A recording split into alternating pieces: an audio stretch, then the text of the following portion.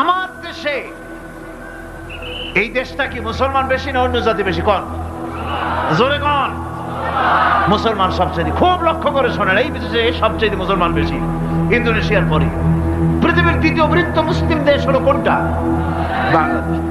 এই দেশে ইসলামরে যত গালি দেওয়া হয়েছে, কোরআনকে যত গালি দেওয়া হয়েছে, আলেমদেরকে যত গালি দেওয়া হয়েছে, রাসূলুল্লাহকে যত গালি দেওয়া হয়েছে, ইসলামী আদর্শকে যত গালি দেওয়া হয়েছে, পৃথিবীতে কোন দেশে এইভাবে ইসলামকে গালি দেওয়া কোথাও হয় না।